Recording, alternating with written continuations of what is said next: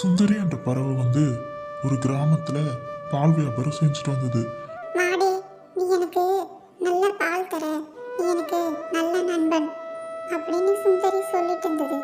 அந்த அந்த கிராமத்தில் இருக்க எல்லா பறவைகளும் சுந்தரி கிட்ட வந்து பால் வாங்கிட்டு போவாங்க.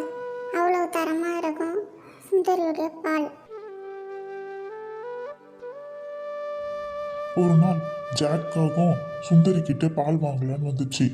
சுந்தரி, எனக்கு பால் இருந்தா கூட ஜில் வந்து என்ன பால் வாங்கிட்டு வர சொன்னா, எனக்கு பால் இருந்தா கொடு சுந்தரி. சுந்தரி, வர வர உன்னோட பால் வந்து நல்லாவே இருக்க மாட்டேங்குது. தண்ணியில தான் பாலை கலக்கறியா இல்லை பாலில் தான் தண்ணியை கலக்கறியா? உன் பால் ஒரே தண்ணியா இருக்குது. என்ன சொல்றீங்க ஜாக்கம்மா? நான் எவ்வளோ தரமான பால் கொடுக்குறேன், என் பாலை போய் குறை சொல்றீங்களே? என் பால் எவ்வளோ நல்லா இருக்கும், நீங்க தினமும் வாங்கிட்டு போறீங்களே, இப்படி சொல்றீங்களே ஜாக்கம்மா? சுந்தரி, நான் போயிட்டு வரட்டுமா? இந்த ஜில்லு ஒரு வேலையும் செய்ய மாட்டா. காலையில் என்ன தான் பால் வாங்கிட்டு வர சொல்கிறா, பெட் காஃபி போட்டு தர சொல்கிறா. என்ன பண்ணுறது? எல்லார் வீட்லையும் இதே மாதிரி தான் இருக்குது. நான் என்ன பண்ணுறது சுந்தரி அப்படின்னு ஜாக்காவும் சொல்லி கொண்டு இருந்தது. அட ஜில், நீ சூரியன் உச்சிக்கு வந்தால் தான் நீ எழுந்துப்ப. உனக்கு பெட் காஃபி போட்டு தரட்டுமா? எனக்கு உனக்கு பெட் காஃபி போட்டு தரத்துனா எனக்கு ரொம்ப பிடிக்கும். உனக்கு வேலை செய்யறதுனா எனக்கு ரொம்ப பிடிக்கும் ஜில். நான் உனக்கு போட்டு தரட்டுமா? அந்த சுந்தரி இந்த பால் வியாபாரம் செஞ்சு ரொம்ப பெரிய பணக்காரா ஆயிடுச்சு. நம்மளும் அதே மாதிரி பால் வியாபாரம் செய்யலாமா ஜில்? நம்ம பேசாம அந்த சுந்தரியோட மாடை நம்ம எடுத்துக்கணும். என்ன ஜாக், உங்களுக்கு புரியுதா?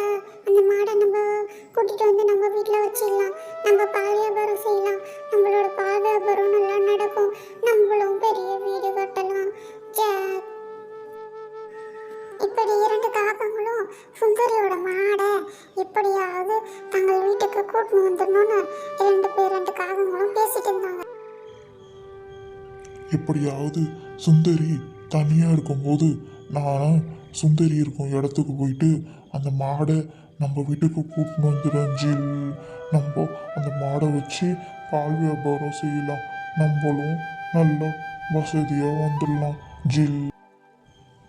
இப்படியே இரண்டு காகங்களும் எப்படியாவது சுந்தரியின் மாடை நம்ம வீட்டுக்கு கூட்டிட்டு வந்து விட வேண்டும். நாமளும் பால் வியாபாரம் செய்து இந்த பறவைகள் எல்லாம் விற்றுவிட வேண்டும் என்று ஜாக் நினைத்து கொண்டிருந்தது.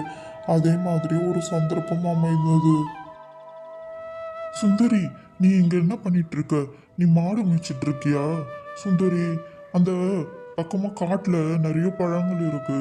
நீ போய் பறித்துக்கோ சுந்தரி. நான் அது வரைக்கும் உன்னோட மாட்டை நான் பார்த்துக்கிறேன்.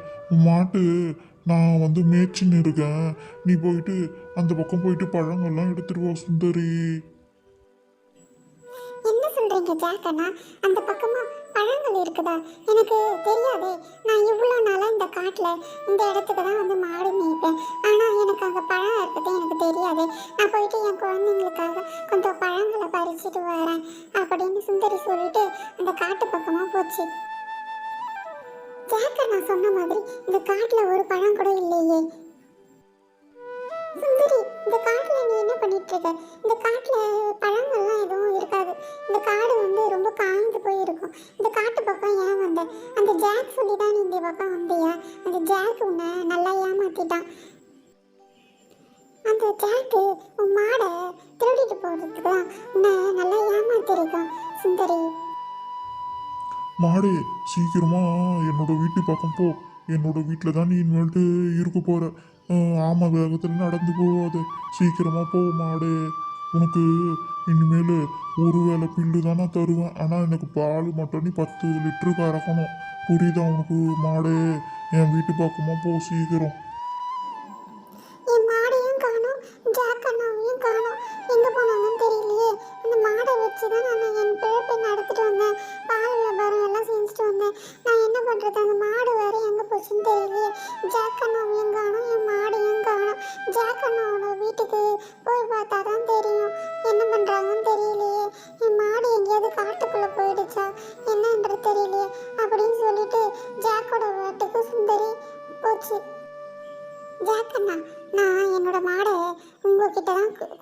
போனேன். உங்ககிட்ட தான் பில்லு மேய்க்க சொல்லி கொடுத்துட்டு போனேன். ஆனால் என்னோட மாடை காணோம். எங்கே என் மாடு? இங்கே பாரு சுந்தரி, இது என்னோட மாடு. இந்த மாடு வந்து கருப்பு கலர், உன்னோட மாடு ப்ரௌன் கலர். எனக்கு உன்னோட மாடு எங்கே போச்சுன்னு தெரியாது. நீ எப்போ என்கிட்ட உன்னோட மாடை என்கிட்ட கொடுத்த? ஏன் இப்படி போய் சொல்றீங்க ஜாக் அண்ணா? நான் உங்ககிட்ட தானே என்னோட மாடை கொடுத்துட்டு போனேன். ஆனால் நீங்கள் என்னோட மாடை எங்கேயோ விட்டுட்டீங்க. நான் இப்போ என்ன பண்ணுறது அப்படின்னு சுந்தரி அழுதுகிட்டே இருந்தது. என்ன பண்ணுறதுன்னு தெரியாமல் சுந்தரி தன்னோட வீட்டுக்கு கிளம்பி போகலாம் அப்படின்னு சொல்லிட்டு நினச்சிட்டு இருந்தது. அண்ணா, நான் என்ன பண்ணுவேன்? பால் வியாபாரம் செஞ்சு தான் நான் என்னோட பிழைப்பை நடத்திட்டு வந்தேன். இப்போ நான் என்ன பண்ணுறது? ஜாக்கா கொக்கா, மாட்டுக்கே கலர் அடிச்சு இந்த சுந்தரியை நல்லா ஏமாத்திட்டேன். மாட்டுக்கு கருப்பு கலர் அடிச்சிட்டேன். அந்த சுந்தரி நல்லா ஏமாந்து போயிடுச்சு. இனிமேல் இந்த மாடு எனக்கு தான் சொந்தம். இது இந்த மாட்டுலேருந்து வர பாலை கறந்து நான் விற்று பால் வியாபாரம் செஞ்சு நல்ல லாபத்தை ஈட்டு போகிறேன் அப்படின்னு ஜாக்காவும் சொல்லி கொண்டு இருந்தது. அதே சமயத்தில் சுந்தரியும் அழுது கொண்டே வீட்டுக்கு சென்றது. இந்த மாடு எனக்கு சொந்தம். ஜாக்காவும் சுந்தரியை ஏமாத்திட்டதால சுந்தரி என்ன செய்வது என்று தெரியாமல் இருந்தது. உடனே வேற ஒரு மாடை வாங்கி பால் வியாபாரத்தை தொடங்கியது சுந்தரி. சுந்தரியோட பால் வியாபாரம் நல்லா போச்சு. பழைய மாதிரியே சுந்தரியிடம் எல்லா பறவைகளும் வந்து பால் வாங்கி கொண்டு சென்றனர். சுந்தரியின் பால் தரமாக இருந்ததால் பால் வியாபாரம் நல்லாவும் போச்சு. சுந்தரிக்கு எந்த ஒரு பிரச்சனையும் இல்லாமல் இருந்தது. ஆனால் அதே சமயத்தில் இந்த ஜாக்கோ சோம்பேறியாக இருந்து கொண்டு மாட்டுக்கு பில் கூட வைக்காமல் இருந்தது. அதனால் அந்த மாடு பில் கூட சாப்பிடாமல் மெலிந்து போயிருந்தது. இந்த ஜாக்காகவும் எப்பொழுதும் படுத்து கொண்டும் உறங்கிக் கொண்டும் கனா காண்டு கொண்டும் இருந்தது. ஒரு நாள் ஜாக்காகவும் தன் மாடை பார்க்கலாம் என்று சென்றது. ஆனால் அந்த மாடோ ஜாக்காக திறந்து தப்பித்து காட்டுக்குள் எங்கோ சென்று விட்டது. இந்த ஜாக்காகவும் அழுது கொண்டே இருந்தது. ஐயோ, என் மாடு போச்சே, நான் எப்படி பால் வியாபாரம் செய்வேன்? நான் இந்த மாடை வைத்து தான் பிழைத்து கொண்டு வந்திருந்தேன். ஆனால் இப்போது இந்த மாடும் என்னிடமிருந்து போய்விட்டது அப்படின்னு ஜாக்காகவும் அழுது கொண்டே இருந்தது. கதையின் நீதி: பொய் மற்றும் ஆசை தீமைக்கு வழிவகுக்கும்.